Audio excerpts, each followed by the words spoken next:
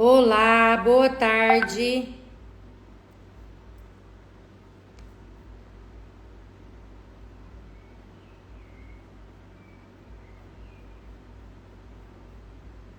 Boa tarde a todas. Acho que a gente teve algum problema técnico aqui. Olá, boa tarde, tudo bem? Como é que vocês estão? Acho que tivemos um problema técnico. Essa tecnologia aqui é difícil, mas nós vamos conseguir. Paula, boa tarde. Paulinha Borges, como é que vocês estão? Muito boa tarde. Luciana, Jéssica, boa tarde. Gabi entrou aqui. Vamos entrar, Gabi. Não tá ouvindo? Vocês estão escutando bem? Não? Ah lá, tem pessoas escutando a gente. Gabi, entra aqui.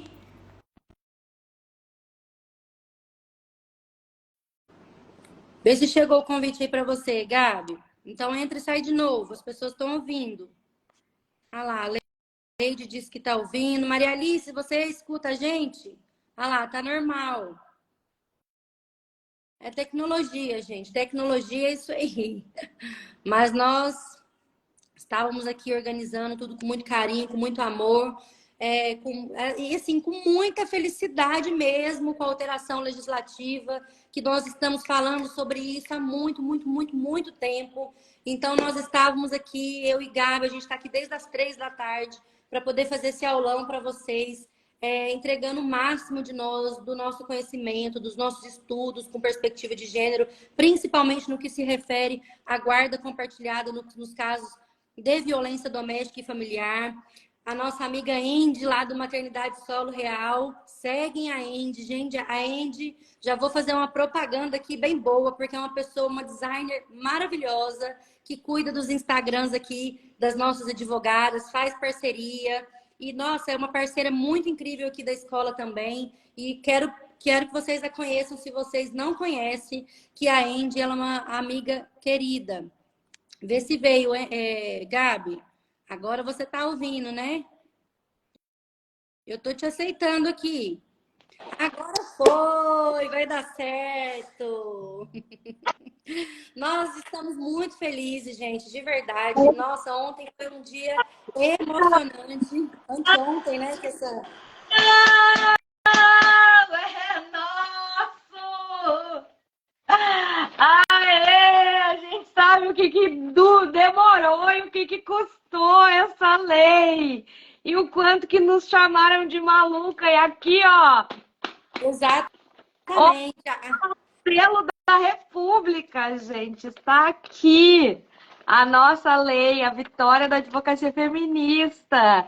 Boa tarde para todo mundo. Excelente tarde, né, Mari? Júnior entrando aqui também. Júnior, um beijo para você. Sou muito sua fã, gosto muito de ti. Que bom tê-la conosco aqui na escola também. E todas vocês, eu tenho certeza que será um dia incrível, porque né, estava contando para ela antes de você entrar, Gabi, que nós estávamos aqui desde as 3 da tarde, alinhando aqui, né, tudo para poder trazer com muito amor, com muito afeto, aquilo que a gente já fala há muito tempo. A gente sente até como uma vitória coletiva mesmo, porque de tanto que a gente falou, de tanto que a gente bateu, de tanto que a gente cutucou o Poder Judiciário, cutucamos as questões de políticas públicas, enfim, tantas coisas, a gente levou isso como denúncia para a imprensa também, a imprensa sempre procurando a escola, a gente, para poder falar sobre isso, e hoje, e anteontem, finalmente essa lei foi sancionada, e nós estamos aqui muito agradecidas, e dizer para vocês o seguinte, nós vimos muita coisa vindo nessa internet na sexta-feira passada, gente. Na quinta, né? Que foi o dia que foi sancionado.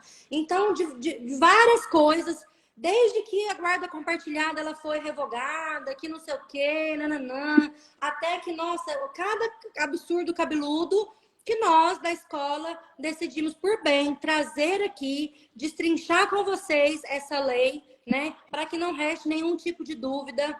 Inclusive em nossas atuações. A Gabi abriu a caixinha de perguntas, então tem muitas perguntas para a gente poder responder. Eu vou passar aqui para a Gabi, porque eu já fiz aqui uma introdução, né? Para quem não me conhece, só vou me apresentar, que a gente também havia combinado sobre isso, mas eu já lá ia esquecendo.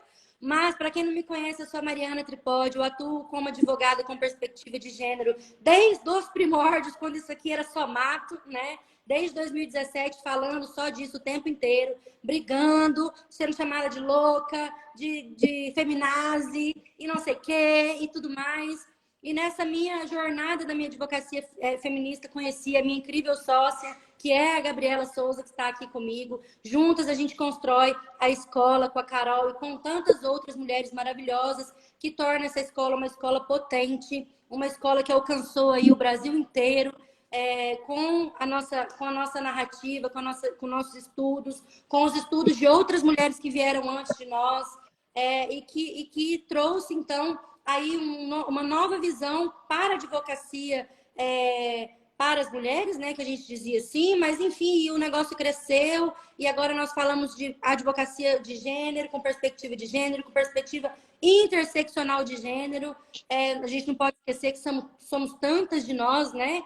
E é isso, estou aqui, vou passar então a palavra para minha sócia querida, Gabi, porque nós vamos iniciar então o nosso aulão aqui, da guarda compartilhada, né? E os novos desafios. Inclusive, eu tive recentemente uma palestra, a Gabi, inclusive, me acompanhou lá na OAB de Guarulhos, convidada pela queridíssima Jéssica Lousada, uma advogada familiarista também. Então, estive debatendo lá, né, trazendo esses novos desafios de quanto que era desafiador compartilhar a guarda com agressores de mulheres, né? Falamos isso, com uma plateia muito cheia, trouxemos essa nova perspectiva para as pessoas levarem esse conhecimento, e porque os juízes, em geral, matavam a gente do coração. Vão continuar matando, viu, gente? Porque isso aqui vai ser muito desafiador. Eles matavam a gente do coração,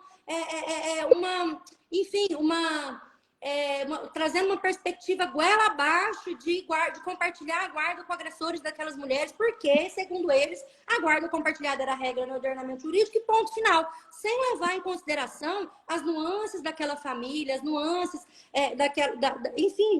da violência e de continuar perpetuando o próprio Estado perpetuando a violência contra aquela mulher num ciclo de violência sem fim, fazendo com que elas, assim que denunciassem os seus agressores, depois disso, depois de tudo que a gente fala, vamos denunciar, vamos denunciar, vamos denunciar, vamos denunciar, por fim chegava no Poder Judiciário, e o Poder Judiciário, por meio, né, dos juízes, porque são eles que julgam, né, colocando essa guarda compartilhada goela abaixo dessas mulheres para continuar esses homens, muitas das vezes, utilizando dessa guarda dita compartilhada para seguir violentando essas mulheres por meio dos seus filhos, né? Então, assim, existem hoje, até hoje, né, pais que utilizam dessa guarda para seguir violentando aquela mulher. Às vezes aquele homem não sabe nem o nome do pediatra do filho, não sabe nem o remédio que ele usa, se ele tem alergia, se ele não tem, a roupa que leva para a escola, a comida, se não sei o que e tal,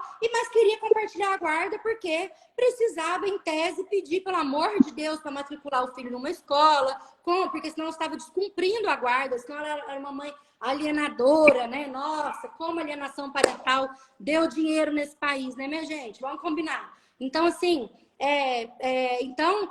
passo aqui, porque senão eu vou ficar falando demais. Vou passar aqui para a Gabi, ela já está com a lei impressa, que nós lemos de cabo a rabo, para a gente poder tratar com vocês algumas nuances dessa lei, se vai precisar de laudo, se não vai precisar de laudo, se o mero boletim de ocorrência vai fazer diferença. A gente também escutou algumas lives dizendo que não basta o boletim de ocorrência, que vai precisar ter estudo psicossocial. Então, como que vai ser isso? Quais serão esses desafios, né? Que obviamente, será um desafio pela frente. É uma alteração legislativa novíssima, né? Alterou o nosso Código Civil, inclusive. Mas, gente, importante, eu quero muito destacar aqui, a guarda compartilhada ela não foi revogada. Ela continua sendo, para a gente iniciar a nossa conversa, ela continua sendo a regra no nosso ordenamento jurídico, tá? O que nós tivemos foi a exceção de incluir a violência doméstica como um fator de impedimento dessa guarda, né? Então, nós vamos discutir sobre isso. Então, vamos lá, Gabi, é com você. Bem-vindas todo mundo. Obrigada por estarem aqui, gente. Oi, Mari, tudo bem? Eu nem vou te dar oi, porque a gente já estava falando e organizando isso desde as 3 da tarde. Bem-vindas, bem-vindos a essa festa. E a gente vai tratar como festa, e muita gente... A primeira coisa que nos falaram quando a gente lançou o aulão, gente, a lei é de anteontem e elas já estão falando disso hoje, mas, gente, eu já estava com roupa de vir há muito tempo para comemorar isso, porque desde 2017, quando eu abri o escritório também, eu e a Mari, a gente não se conhecia, mas a gente abriu nossos escritórios mais ou menos no mesmo tempo, para atuar com uma advocacia com perspectiva de gênero, e a gente foi abrindo a facão que nem tantas outras mulheres abriram a facão, outros caminhos, a gente foi abrindo esse. E como a Mari disse, a gente é muito chamada pela imprensa, a gente é procurada por mulheres que tinham essa dúvida, e aí vinha essa questão de, gente, como que é possível compartilhar a guarda com um agressor? E aquela história, né, de como um homem pode ser como raios um homem pode ser um bom pai se ele bate, se ele agride de qualquer um dos tipos de violência a mãe dos seus filhos. E aí a gente está conseguindo fazer esse aulão porque a gente estuda há muito tempo e porque a gente está batendo na mesma tecla, ó, há muito tempo no judiciário. E aí consigo, inclusive, alguém entrou na live? Entrou. Oi. Oi, Ivana. A Ivana entrou na live. Eu faço. A gente tá vendo as plantas dela. Porque tava todo mundo com roupa de vinho, entendeu? Tá todo mundo querendo participar da festa e a festa é isso mesmo. Porque eu ouso dizer que essa é uma das maiores vitórias da advocacia militante com perspectiva de gênero. Aqui nessa live eu tô vendo promotora, delegada, magistrada, advogada, assistente social, psicóloga, jornalista e todo mundo que faz parte dessa rede de enfrentamento às violências contra as mulheres. O Brasil ainda é o 5º país mais violento do mundo, que mais mata mulheres.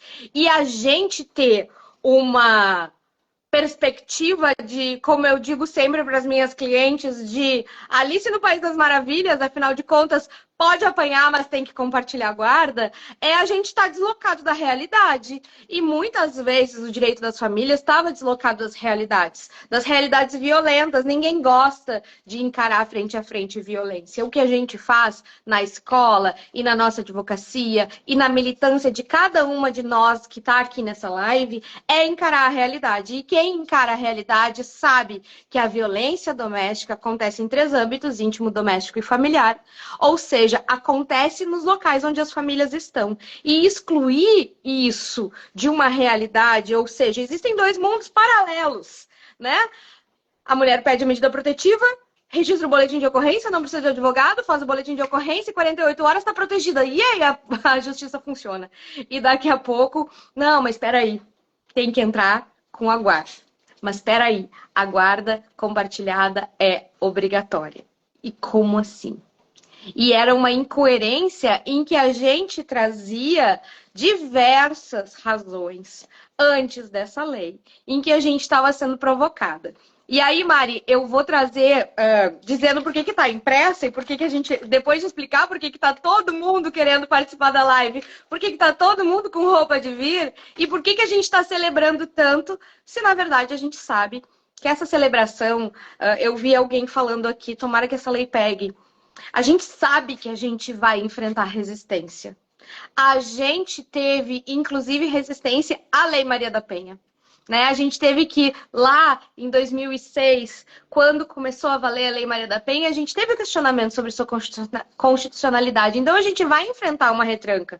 Mas a gente está aqui para esclarecer as dúvidas. Como a Mari disse, a gente abriu a caixinha de perguntas antes. E daí, a gente vai trazer... Foi a Cris que falou que tomara que pegue a lei, tomara que pegue essa lei de verdade. Mas a gente teve que levar tantas vezes a goela abaixo, que a lei fala sobre a guarda compartilhada e ponto final, que agora é a noia, gente. Uma pausa dramática, porque eu esperei muito por esse momento. Agora eu quero que aplique a lei. Porque a gente sempre fala, a gente vai aplicar a lei e a lei que a gente não concorda, a gente vai pedir para mudar. E estamos aqui com a alteração legislativa em nossas mãos. E o que a gente faz com isso? Sabendo que a gente vai encontrar, sim, resistência na aplicação. Como que a gente vai fazer? Então, passando já para uma forma prática, né, que é o objetivo e que a gente tem que controlar, porque depois de uma hora baixa a nossa live. O que a gente, que a lei fala, né? Mari, tu quer que eu leia a lei aqui? Sim, eu gostaria que a gente começasse a destrinchá-la, né? Desde o início, das leis que elas alterou, lá no nosso Código Civil, e no nosso Código de Processo Civil em relação às questões da impeditivas do compartilhamento da guarda, né? Então, vamos lá, Gabi. Bora!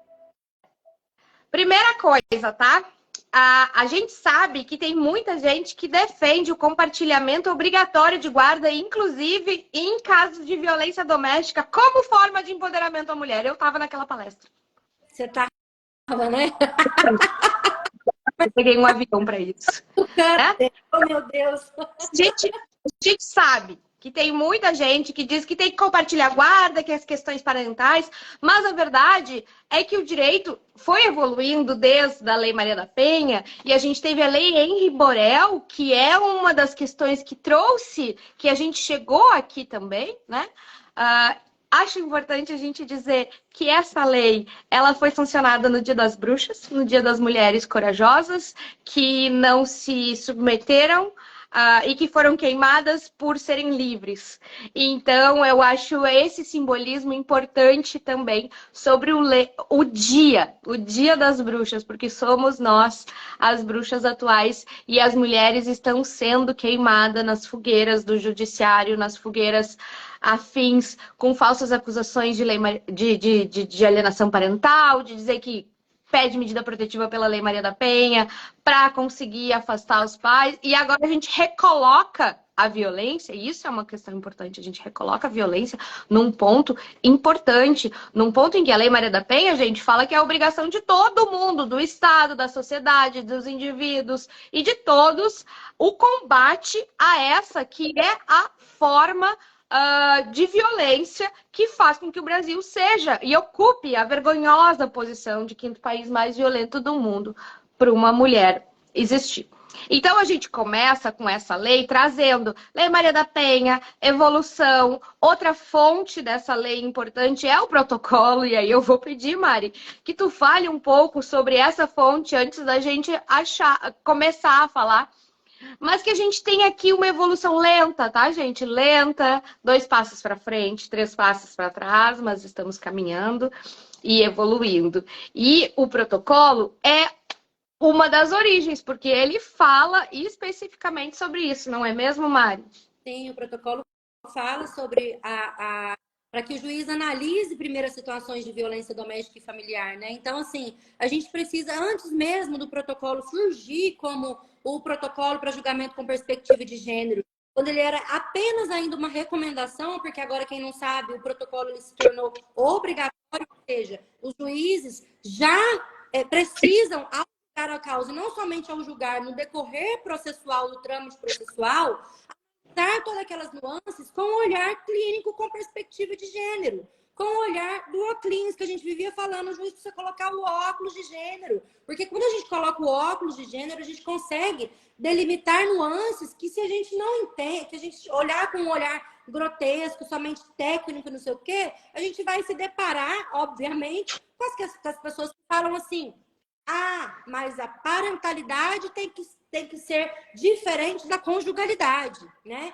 Em vários manuais de direito das famílias é o que a gente mais encontra. A conjugalidade tem que ser diferente da parentalidade. E daí a gente se questionava com o olhar crítico de gênero de como que você consegue diferenciar um pai que agride a mãe? Imagina o meu filho vendo o meu marido por exemplo, me agredir, me bater, seja psicologicamente, moralmente, patrimonialmente, se ele vai olhar aquele pai com aqueles mesmos olhos, ou se ele não vai continuar reproduzindo, quando crescer, aquela mesma violência. Então, a gente pode estudar o quanto que fosse que a gente vai chegar com crianças que são vítimas de violência junto com as suas mães, com vários problemas, enfim. Então, assim, é uma questão muito mais ampla que envolve, inclusive, o Estatuto da Criança e do Adolescente, para além só do Código Civil e do Código de Processo Civil, que envolve os conselhos tutelares, que envolve uma rede multidisciplinar, né? Então, quando a gente falava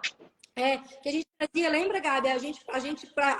A Gabi trouxe uma preliminar que a gente já compartilhava lá nas peças da escola, desde muito antes do protocolo, e daí a gente acabou incrementando. Depois, quando veio o protocolo, a gente incrementou e nós compartilhamos essa preliminar com todas vocês. Tá lá na escola, quem é associado tem acesso livre a todas essas questões que a gente fala, né? Então, o protocolo ele veio para poder fazer um barulho, mas mesmo com o protocolo, porque teve um dia, inclusive vários dias, teve uma audiência que eu saí assim, tão desanimada, que quase que eu entrei numa live aqui pela escola dizendo o seguinte: pega esse protocolo, eu não vou falar para hoje, Gabi, tá? Eu prometi. Mas assim, eu tive essa vontade, porque os juízes nem com o protocolo eles estavam respeitando, eles estavam tendo aquele... E aí eu fico assim,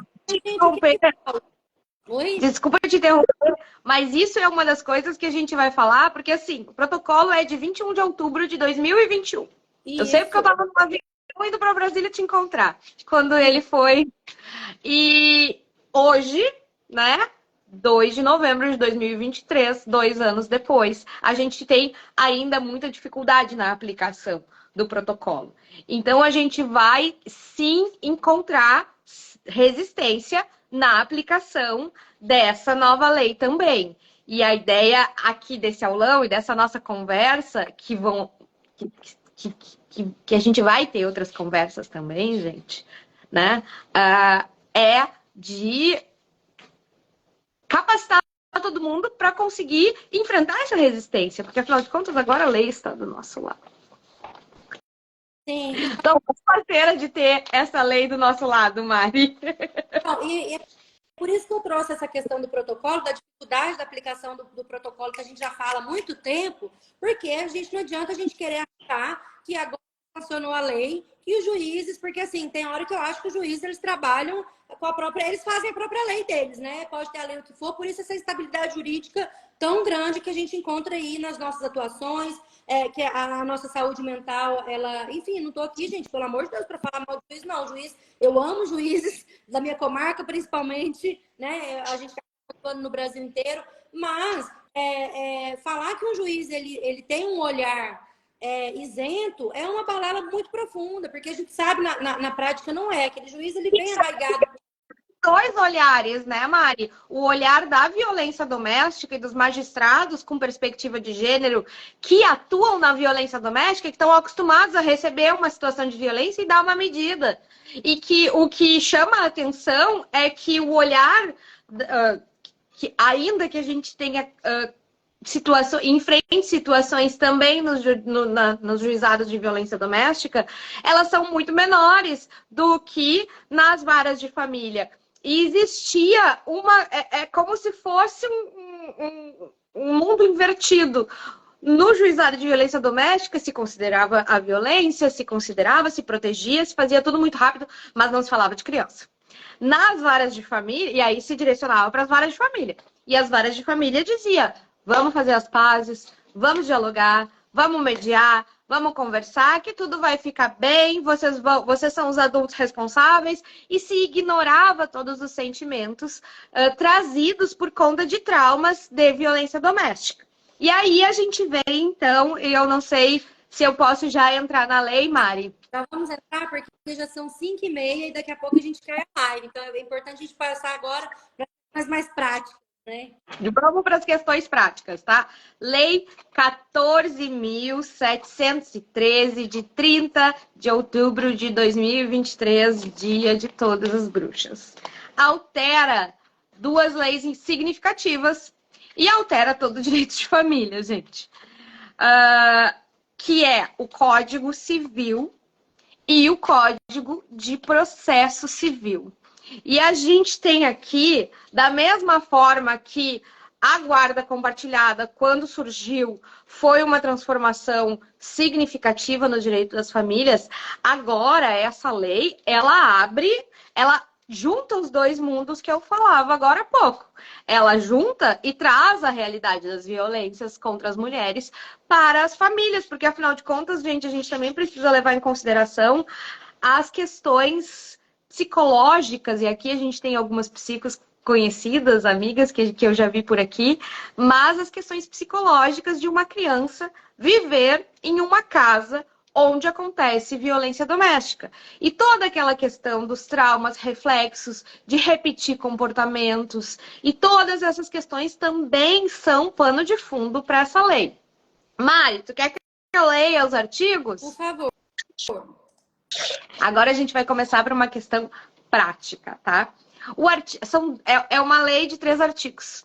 Para a gente ver que não precisa falar muito para falar importante, né? De forma importante. Então, o primeiro altera o Código Civil. Tá? A gente tem uma mudança no Código Civil e uma logo na sequência no Código de Processo Civil. Então, mantém o início do artigo da guarda compartilhada, né? Falando que o artigo 1584 do Código Civil passa a vigorar com a seguinte redação. Rufem os tambores, porque vale a pena.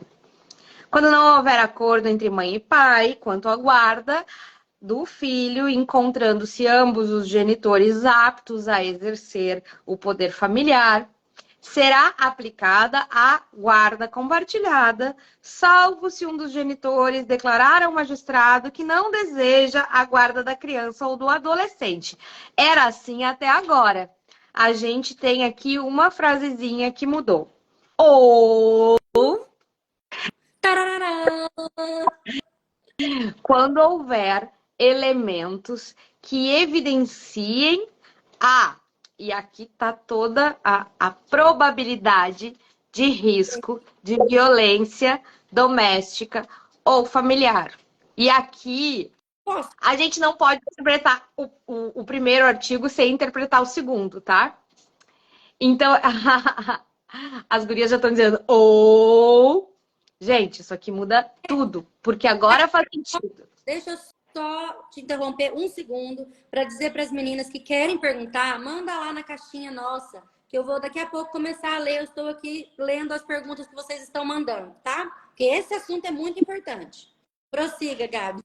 Gente, aqui não precisa ter boletim de ocorrência, ação penal, laudo psicossocial, avaliação, foto de roxo e de marca de estrangulamento, não precisa ter comprovante de lesão patrimonial, não precisa ter comprovante de lesão sexual, física, moral, não precisa.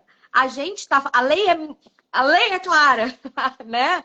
A gente está falando de elementos que evidenciem a probabilidade de risco. Ou seja, a Lei Maria da Penha, ela tem um caráter preventivo. E aqui a gente também tem um caráter preventivo, que é o seguinte: bastou que exista a probabilidade de um risco, ou seja, o risco, a probabilidade do risco. A gente está duas casinhas antes de fato acontecer a violência, porque a gente tem a violência, o risco da violência e a probabilidade da violência. Então, a lei fala da probabilidade de violência, gente. E a gente não pode interpretar esse artigo 1º sem entender que também se mudou o processo civil. E por que a gente vai olhar os 2 artigos antes? Para a gente entender por que não precisa de laudo coisa nenhuma. Porque o 2º artigo dessa lei fala que nas ações de guarda, antes de iniciada a audiência ou a mediação, né, e conciliação, que trata o Código de Processo Civil, o juiz indagará às partes e ao Ministério Público se há risco, de novo risco, gente, risco de violência doméstica ou familiar, fixando um prazo de 5 dias para a apresentação de prova ou de indícios pertinentes. Isso significa que a gente avaliando os 2 artigos, a gente sabe que é necessário se verificar o risco. Claro que é muito subjetivo, claro que abre margem para muitos magistrados sem perspectiva de gênero falarem que violência patrimonial não é violência, que ele só xingou ela no calor da hora, a gente sabe disso. Mas, assim como a Cecília mandou agora, que a palavra da mulher tem relevância especial, não só por decisões do STJ, mas por conta da CEDAW e da Convenção Belém do Pará, a gente vai sim, a gente entende e sabe que a palavra da mulher vai ter especial relevância e deve ter. E aí, gente, a gente vai ter que bater nesse pé. E eu tenho certeza que teremos audiências difíceis. Mari, o que tu acha? A gente vai ter audiências difíceis. Sim. E a gente vai precisar manejar na inicial e segurar o tranco na primeira audiência. Audiência e mediação. Aqui fala que o juiz indagará, mas eu entendo que o juiz ou o mediador, né? Lembrando, gente, que mediação, a gente não media violência. E uma das coisas que a gente percebe na prática, Mari, é que existem muitas violações aos direitos das mulheres em mediações também, né? Então a gente tem aqui um sistema de freio. Sim, então, assim, sabe, assim, eu queria só também... Peraí, que a Cris falou agora, olha só como é importante. Li um indeferimento de medida protetiva que dizia: trata-se de mero problema normal de fim de relacionamento. Ela sofreu um feminicídio depois. Pois é, nós temos inúmeros casos, gente, de juízes que fizeram libertação de agressores e no dia seguinte a mulher estava morta. Então, assim, é importantíssimo que a gente continue batendo na tecla, que a gente continue enchendo o saco, ainda que sejamos vistas como as loucas, né? A gente iniciou essa live com Linda Louca e Má, né? Ainda que sejamos má, ainda que isso, porque assim, eu quero reiterar com vocês, eu assisti uma live dizendo que para essa lei que acabou de ser, de alterar o nosso Código Civil, o nosso Código de Processo Civil, que para isso acontecer não basta um boletim de ocorrência, não basta, que vai ter que ter... Mentira, o boletim de ocorrência. E diz que é a probabilidade do risco. E aí, enquanto a gente estava se descabelando para colocar ali em preliminar, dizer o seguinte, ou pedir para o juiz, pelo amor de Deus, cancela essa audiência, porque a minha cliente não pode ficar frente a frente com o agressor dela, e isso e aquilo, nós vamos meter no peito, né, o artigo 699-A, que veio aí como com um sabor de vitória tão grande, porque o tanto que a gente pedia, pelo amor de Deus. E outro dia eu até me estranhei, porque eu estava aqui trabalhando e tal, meu telefone tocou, era a mediadora, porque assim, o negócio foi um negócio tão absurdo, Gabi, que foi uma sede de apelação, o cara apelou, foi para a segunda instância de uma sentença, e lá na segunda instância o relator mandou fazer audiência de conciliação. E eu falei, mas que diacho é isso?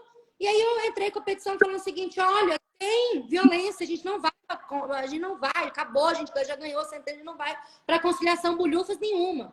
E aí, aí só que ainda assim ele abriu, olha só, a gente fala, gente, que o judiciário, o próprio advogado do homem, acredite quem quiser, é a verdade. O homem nem é de advogado não precisa no Poder Judiciário, por isso que a gente precisa estar muito atenta com o direito das mulheres e das crianças. Muito, muito, a gente não pode piscar. Porque, olha só esse caso. Mari, uma coisa importante que dizer e que dizem, só um pouquinho, que tu falou uma coisa super importante, que dizem que as advogadas feministas pensam nos direitos das mulheres e não pensam no direito das crianças. Óbvio, né? Que não, né? Então, assim, o negócio é absurdo, desse nível. Eu nunca tinha visto a conciliação em segundo grau. E mesmo depois do meu peticionamento, você sabe o que ele fez? Mandou intimar o apelante, que ele apelou da sentença, mandou intimar o apelante sobre a minha petição. Ele disse que não, eu quero audiência de conciliação. Aí a conciliadora me ligou, eu falei, nós não vamos fazer, vocês podem marcar, mas a gente não vai entrar. Entendeu? Então, assim, isso aqui é um bálsamo. É um bálsamo, porque não é possível. Então, quando a gente fala dos desafios dessa nova lei, a gente também tem que estar preparado, porque eu nunca vi conciliação em segunda instância. Mas surgiu na comarca de Goiânia ainda, inclusive. Então, assim, gente, a gente nunca vai ver as coisas, mas elas vão aparecer. Então, é importante que estejamos atentos. Se houver o risco, vamos bater o pé. Excelência, há o risco. Então, para quem que a gente vai denunciar aqui? É para o CNJ? O que a gente vai fazer? Como é que vai ser? E daí, Gabi, queria já passar para as perguntas, minha amiga. O que você acha? Eu vou falar, e eu queria te ouvir também antes das perguntas, para dizer quais. Eu queria te fazer uma pergunta, vou responder, mas quero te fazer. Quais são os maiores desafios da aplicação dessa lei? O que tu acha, assim, da tua bola de cristal, né, de bruxa? O que tu acha que vai ser o maior desafio? Para mim, o maior desafio vai ser a falta de conhecimento sobre perspectiva de gênero.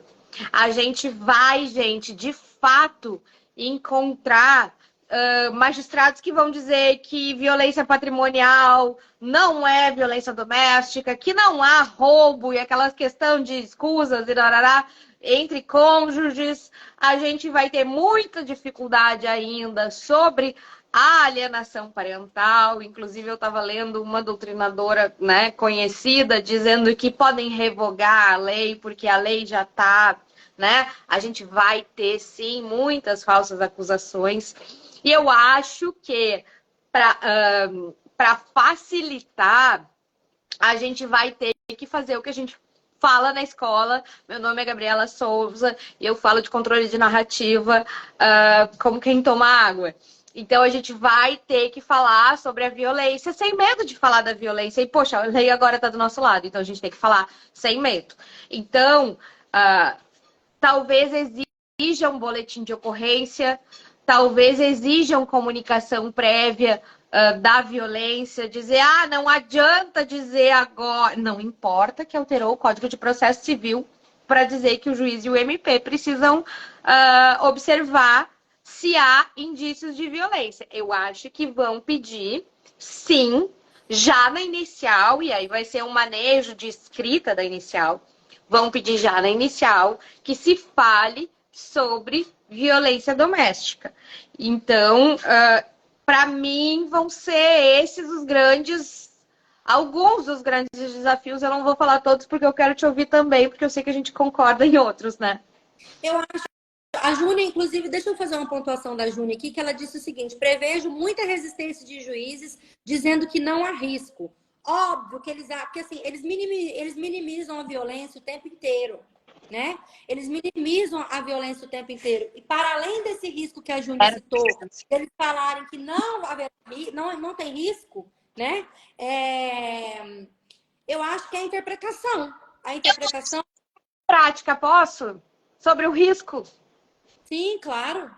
Existe um formulário de avaliação de risco no Conselho Nacional de Justiça, em que quando a gente for falar de violência doméstica, a gente pode preencher e juntar como prova. É uma das coisas que a gente fala sempre nas nossas aulas, Mari, de juntar, quando a gente fala de violência doméstica, um formulário de risco. Um formulário elaborado por muita gente, pensado por muita gente, preenchido nas delegacias das mulheres quando se registra ocorrência, mas que está disponível ao acesso de todo mundo. Então, de uma forma prática, a gente vai preencher o formulário de avaliação de risco e juntar na nossa inicial, que nem a gente junta procuração, que nem a gente junta declaração de hipossuficiência e documentos de identidade, para dizer que, segundo o FONAR, a Ivana está dizendo viva o FONAR, é exatamente isso, há risco. E pronto, está esclarecido, porque o próprio judiciário criou esse formulário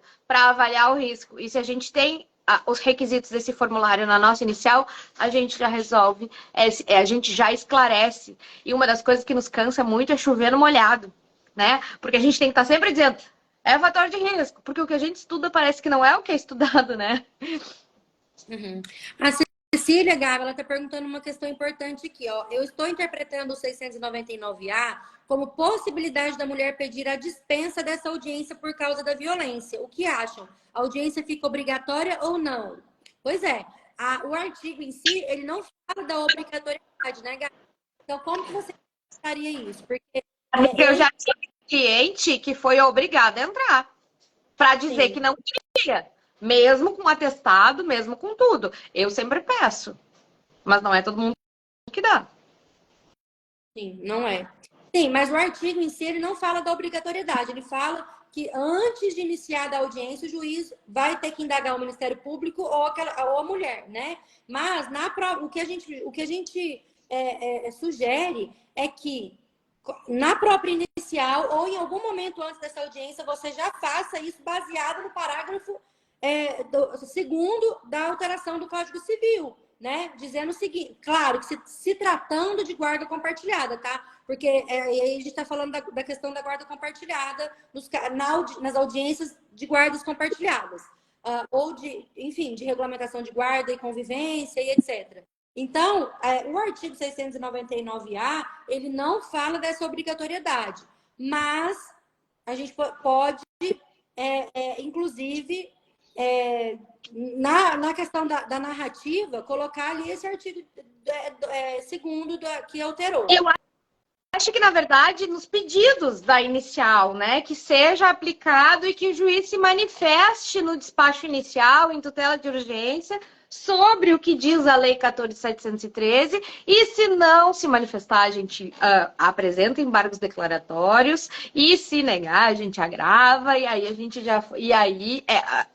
vai ser assim, gente. A gente não vai começar a aplicar essa lei com os braços abertos do judiciário. Se a gente esperar isso, a gente já tem que estar com todos os recursos prontos. Mas o que a gente precisa fazer agora é entrar com todos os pedidos possíveis. E aí eu já vou contar para vocês, me antecipando as... Posso, Mari? Pode. Que é sempre tu que dá os spoilers, então agora você. Amanhã, na área de associadas, a gente vai incluir modelos de petições e de manifestações que já falam sobre essa nova lei, que já tem pedidos, sugestões de pedidos para iniciais, para recursos. Então, a gente está vendo um monte de associado aqui. E amanhã, na área de associados, a gente já vai ter esses modelos para operacionalizar e trabalhar na prática, né? Então, isso é nosso presente e nossa provocação de levarem isso. Gente, eu já peticionei em todos os meus processos. Em todos os meus processos. Sobre uma petição bem simples, que está disponível, inclusive, na área de associados, para provocar o judiciário, porque a gente está aqui para provocar o judiciário. A advocacia feminista, ela está aqui para provocar. E Mari, a gente foi falando, não respondeu nenhuma pergunta ainda. Não, eu estou com ela aberta. Vamos lá para a primeira pergunta, eu acho que é Jennifer. Cabe suspensão das visitas? O que você acha, Gabi? Uma coisa é a guarda, outra coisa é o regime de convivência. E aí, como é que... Sim, ó, abre caminho para se colocar agressores em seus devidos lugares. Não que a gente não acredite numa ressocialização, que eu tenho minhas dificuldades, mas vamos lá. Mas eu acho que a gente começa a colocar a situação da violência de uma forma muito importante. Então, se a violência aí eu acho que entra o laudo, Mari. Aqui Sim. eu acho que entra o laudo.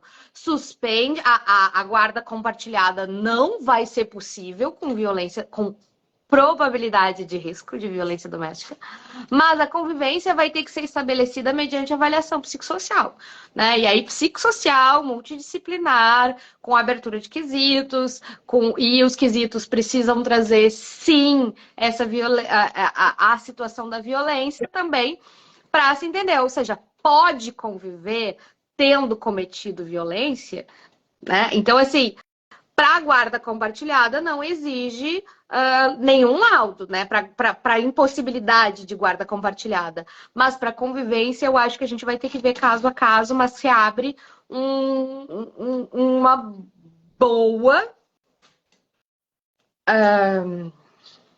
Um bom caminho. Eu não sei o que tu acha, Mari. Eu acho que a gente também tem que deixar claro que, assim, que senão daqui a pouco tá vindo o pessoal, né? Dizer o seguinte, ah lá, as feminazes querendo dificultar a convivência de pai com filho, não sei o quê, nananã, a gente já prevê isso também, né? A gente precisa prever isso também. Então, assim, mas é óbvio que é como a gente fala, a Gabi fala muito sobre controle de narrativa. E só que não basta só um controle de narrativa também, né? Porque os juízes estão. Enfim, a operação, os operadores do Poder Judiciário, eles não têm uma leitura com perspectiva de gênero, isso vai demorar muito para que eles possam ser capacitados, entender do novo protocolo. Agora que o pessoal do protocolo, do grupo de trabalho, estão capacitando juízes, promotores, membros do Ministério Público, da Defensoria Pública, enfim. Agora, tem gente que conhece o protocolo. Na palestra, por exemplo, que foi há 2 meses atrás, eu perguntei quem conhecia o protocolo, raríssimas pessoas levantaram a mão. Todos ali, enfim, a maioria atuando com o direito das famílias. Então, antes que saiam falando que a gente não quer que o pai conviva com o filho, a gente não quer pais agressores, né? Porque se esse pai agride essa mãe, né? Se esse pai agride essa mãe, será que ele realmente não vai agredir o filho? Então, a gente precisa indagar isso na cabeça dos juízes para que a gente possa, então, analisar ali o melhor interesse da criança de fato, né? Porque eles vão pegar muito na questão agora também do melhor interesse da criança, tudo é o melhor interesse da criança. E o melhor interesse dessa criança? Excelência. Ele é conviver com o pai agressor ou não? Né? Porque existem juízes dizendo o seguinte... Sim, do uma cuidade, né, Mari? Do pai começar a encarar, a gente tem aqui grupos reflexivos de gênero, a gente tem terapia, dá para fazer terapia e dá para... Uma das medidas protetivas de urgência prevista na própria Lei Maria da Penha, que são impostas aos agressores, é exatamente os grupos reflexivos, né? Então, assim... A melhor parte dessa lei, no meu ponto de vista, é que a gente vai trazer a Lei Maria da Penha para dentro do ambiente das famílias e vai colocar a epidemia de violência doméstica que a gente vive no Brasil, que nos traz para esse horroroso lugar, né, desse ranking de violência. A gente não vai mais precisar buscar dar muita volta para falar o óbvio. A gente colocou esse risco social no lugar que tem que estar para a gente mudar esse jogo, para a gente ser um país mais seguro para as mulheres e para a gente enfrentar essa problemática da violência da mulher de frente, porque a gente estava dando volta, volta, volta e dizendo não, mas ela precisa, pelo bem dos filhos, conviver e tudo mais. E não é assim, né? E acho que a gente também, Mari, acaba com uma coisa que já está bem expulsa do judiciário agora, né? Mas com as constelações e com todas essas formas violentas às mulheres, né? Pseudociências dentro dos processos de família. Sim. Agora vamos para a pergunta de milhões, Gabi. Vamos para a pergunta de milhões. É possível revisionar o de guarda nessa lei? Tarará! Nós já não é como deve. A gente está pronta porque a gente está... Eu não sei vocês, mas eu tô com as iniciais prontas aqui. Não sei se a Paula, que trabalha comigo, tá na live. Provavelmente não, porque tá distribuindo inicial. Gente, é claro que cabe. Jéssica, é claro que cabe. Porque a lei começou a entrar em vigor na data da sua publicação. E foi publicada no Diário Oficial da União, dia 31. Então, sim, com certeza cabe. Claro que cabe, e cabe também, gente, para processo vigente. Eu acho, Mari, que cabe pedido de tutela de urgência, que foi o que eu fiz, né? Nos processos que já estão tramitando, dizendo: oi, galera, oi. Oi, Olá, sumida! olá. Ai, quem olha a gente boba assim, depois vê a gente brava nas audiências, mas é porque a gente tá faceira, gente. Mas é porque sim, tem que provocar o judiciário, gente. Isso é uma das coisas, né, Mari, que a gente fala desde que a gente abriu nossos escritórios. Quando eu abri o meu escritório, eu fiz uma pesquisa de jurisprudência que eu repito todo ano, gente.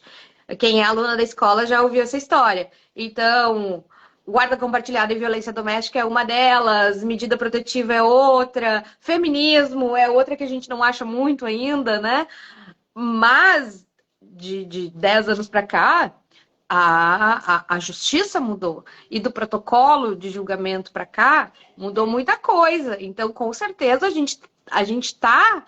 Eu acho engraçado, é, Mari, que, que, que, que nos elogiam de advogadas combativas e não gostam que a gente seja combativa, né? Porque a gente tá aqui para provocar, gente. A advocacia, ela tá aqui para provocar. A advocacia requer coragem, tá aqui para provocar.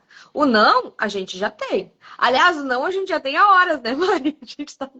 Mas, e agora a gente tem aqui uma lei do nosso lado que a gente tem que dizer, tá, por que que tu tá me dando não? E agravar, e eu tenho certeza que a gente vai perder agravo, tá, gente? Eu tenho certeza que a gente vai perder recurso, eu tenho certeza que a gente vai levar improcedência em ação, eu tenho certeza que muita advogada vai levar aconselhamento em audiências, digamos assim, vai levar apito em audiência, mas a gente está aqui para provocar e para aplicar essa lei que a gente lutou tanto para mudar. E tem uma frase, Mari, que diz assim: a gente precisa estar tão atenta na defesa das mulheres, porque basta uma crise social, econômica, política, qualquer coisa, para que, Né? para que se perca os direitos. E é exatamente isso. Então, assim, a gente conquista, a gente celebra, mas a gente também já aconselhamento é difícil. A gente também tem que ficar sempre atenta. Então, assim, é um passo para frente e a gente vai junto. E esse movimento de advocacia feminista, gente, aqui na escola, em que a gente é tão precursora em escolas, em cursos, em associados, em acolhimento às mulheres, é um movimento em bloco. A gente está fazendo isso no país inteiro. E é porque a gente está fazendo isso no país inteiro que a gente tem o protocolo e que a gente tem, sim, essa alteração legislativa importante. Eu acho que existem muitas fontes de provocação dessa lei, mas a advocacia com perspectiva de gênero, sem dúvida nenhuma, é uma dessas fontes. Sim, com certeza. Tem uma pergunta aqui, sabe?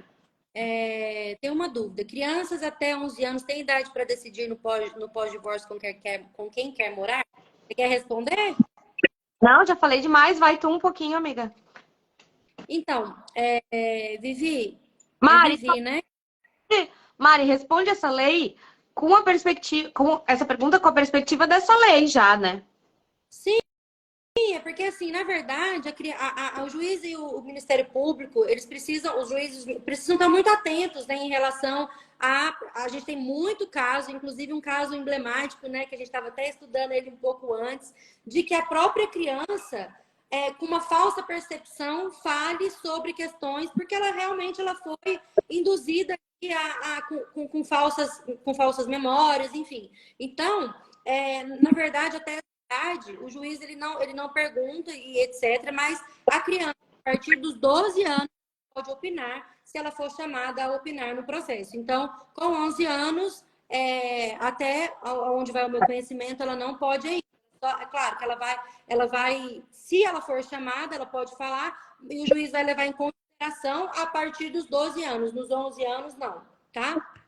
Acho também, Mari, que é importante a gente trazer essa lei e trazer uma questão que está nos estudos psicológicos e também no protocolo, que é o seguinte: usar os filhos como forma reflexa de violência. Muitas clientes aqui, eu tenho no teu escritório também, no escritório de todas nós, elas vêm no sentido de que ele, depois da medida protetiva, ele me deixou em paz. Mas ele começou a falar para o meu filho isso, ele começou a falar para minha filha isso, ele começou a dar 1000 presentes para minha filha. A minha filha quer morar com ele, porque afinal de contas ele tá com mais dinheiro do que eu e pode. Isso é violência, gente. Se tem medida, tem que entrar com descumprimento. Forma sofisticada de descumprimento de medida protetiva. E essa lei aqui, agora, nos traz para um momento em que a gente. Vejam só, o direito de família descobriu a violência doméstica, né? E descobrindo a violência doméstica, vai ter que descobrir também que muitas vezes os filhos, como a Júnia está falando, são instrumentos de controle. Eu vou usar todas as palavras da Júnia porque ela é maravilhosa. Filhos são instrumentos de controle e vingança nas mãos de pais abusadores. E não só isso, como também são pessoas em formação, sem instrumentos de defesa. Se mulheres adultas já sofrem violência e entram em ciclos violentos de relacionamentos, é óbvio que toda essa sedução dos agressores e essa fase da lua de mel, ela atinge muito mais, de forma muito mais forte as crianças, né? Então, com certeza, isso é cenas dos próximos capítulos e vai caber também a gente desenvolver teses no sentido de comprovar. E aí, Mari, a gente até tem a nossa parceria com Não Era Amor, de perícias psicológicas, de avaliações psicológicas para as advogadas também. Agora, essa semana que vem, a gente tem o nosso grupo de apoio às advogadas, porque para segurar tudo isso tem que estar com a saúde mental em dia. Mas eu acho que a gente vai ter que trazer o direito das mulheres cada vez mais como uma matéria interdisciplinar ligada à assistência social, à psicologia, e a gente vai ter que trazer isso também. A gente vai contar com as outras áreas de apoio. Sim, é isso aí. E, gente, antes que a gente caia, são muitas perguntas que vocês enviaram. Eu vou chamar a Gabi, então, já que a gente vai cair aqui a qualquer momento, porque eu acho que não fica mais que 1 hora, não é isso, Gabi? É um negócio assim, um trem assim. Mas a gente vai fazer alguns stories ali com o restante das perguntas que vocês mandaram, tá? Pode mandar mais perguntas ali na caixinha dos nossos stories que a Gabi fez, que nós vamos entrar nos vídeos ali e terminar de responder todas as perguntas, porque também não dá tempo da gente falar sobre tudo, né, Gabi? Dizer que Salva! tem gente perguntando como se associar na nossa escola. Nossa escola, agora quero aproveitar aqui para agradecer todas vocês que estiveram presentes aqui com a gente na live. Dizer que nós temos muitos cursos bons vindo por aí, que as professoras maravilhosas da escola, a gente só está esperando a Júnia vir ser professora da escola também, para poder falar muita coisa boa para vocês. Júnia, tá lá pra ti, minha filha! E dizer que é o seguinte, nós estamos com muitos cursos bons, as professoras estão gravando, do direito criminal do júri, tudo com perspectiva de gênero, porque a gente precisa desse olhar clínico, né? Justamente para poder enfrentar toda essa violência. E para quem quer se associar à escola, porque eu preciso responder essa pergunta, Gabi, calma. E eu estou aqui respondendo a pergunta das meninas que estão perguntando aqui como se associar. E eu vou aqui responder. Basta entrar ali no nosso site ou aqui no link do nosso Instagram, que você vai ser direcionada. Nós temos conteúdos semanais exclusivos com artigos. A gente separa muitos artigos, muitas cartilhas, muitas jurisprudências, muito modelo de petição para as associadas. Toda sexta-feira, todas as associadas recebem esses materiais no e-mail. E na área de aluna, nós temos webinários exclusivos. Vai ter um da Júnia agora em novembro com a gente. A gente está nos finalmente, mas já estou garantindo aqui que é para ela não fugir pela beirada, entendeu? Eu vou colocar a culpa nela.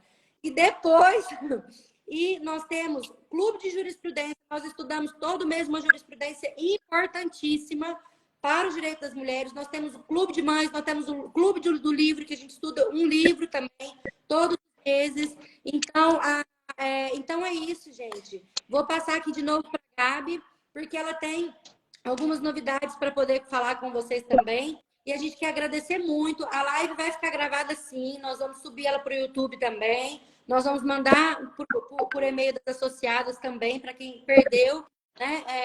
Para quem perdeu poder assistir essas nossas primeiras impressões, mas nós várias outras questões para poder tratar. Essa aula não basta.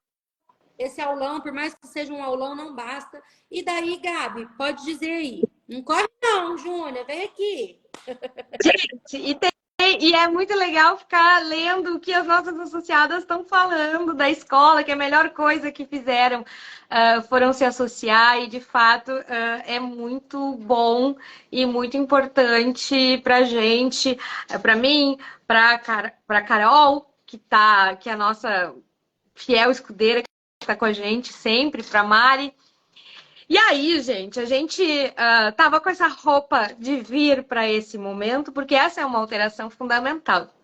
Mas a gente também estava conversando sobre como 2023 foi um ano de significativas alterações legislativas, de sobre como a gente precisa falar sobre isso, como a gente precisa estudar essas alterações e saber uma forma de trabalhar com elas na prática. Mari, eu listei 5, eu posso falar? Pode. Dá tempo? Dá tempo. E eu posso falar o que vem aí? Pode falar. Bom, então, gente, eu listei 5, tá? Mas são muitas. A gente tem a Lei da Igualdade Salarial, a Lei da Medida Protetiva Autônoma, a lei do auxílio moradia, a lei e as duas últimas leis dessa semana que são importantíssimas, que é a lei de pensionamento para órfãos do feminicídio e a lei que proíbe guarda compartilhada em casos de violência doméstica. E pensando em tudo isso, a gente entendeu que é importante a gente conversar sobre essas alterações e capacitar as nossas alunas e associadas sobre essas alterações, sobre como isso causa um impacto grandioso. Então, a partir de agora, a gente vai... Mari, conta tu, senão fico sempre eu contando. Essa é com você. Nessa semana que nos segue, a gente vai ter uma maratona para falar sobre essas alterações, para trazer essas novidades, também convidando todas a se cadastrarem a partir de agora. A gente vai postar, a gente vai falar no novo curso de alterações legislativas de 2023, que vai ter muita jurisprudência, vai ter muito material e vai ter, sim, muitas petições de apoio a todas para conseguir atuar. E aí a gente tem, gente, alteração de equidade salarial trabalhista, questão de pensionamento previdenciário, questões de medida protetiva autônoma, que entra numa esfera penal também. A gente tem questões de família e vai ser um curso que, na verdade, vai abraçar todas as áreas do direito. E como é importante a gente ter esse conhecimento múltiplo quando a gente defende mulheres. Então, agora, acabando a live, a gente já vai passar todas as informações e a gente espera encontrar vocês nesse curso, nesse estudo e nessa maratona que começa já na segunda-feira, gente. É isso aí. Mas, gente, muito obrigada pela presença de todas vocês. Não vamos arregar. E quando vocês assistirem live falando Lé com Cré, lembre dessas nossas lives aqui. Lembre da probabilidade de risco. E vamos bater o pé com isso nas nossas petições, nas audiências que antecedem quando as nossas mulheres são vítimas de violências domésticas e familiar. Enfim, a LAP também a gente está batendo muito, desde muito tempo. Uma hora essa vitória vai chegar. Se a gente conseguiu isso, a gente conseguia derrubar a LAP, né? Exatamente. Então, assim, movimento de mulheres, os movimentos sociais estão todos ali. A Dulciele está aqui presente. A Dulciele é outra também que eu vou puxar ela aqui e falar assim: Dulce, vem aqui, as pessoas precisam te conhecer. As pessoas precisam conhecer a Dulciele. É uma grande defensora pública aqui no Distrito Federal. Ela é uma mulher maravilhosa, de um conhecimento incrível, que vocês precisam, assim, o mundo precisa conhecer Dulce, assim como a Júnia também. E Dulce coordenou aqui o núcleo das mulheres, né, do NUDEM aqui do DF durante muitos anos. Então, ela sabe demais, gente, sobre violência. Já convido vocês a segui-las.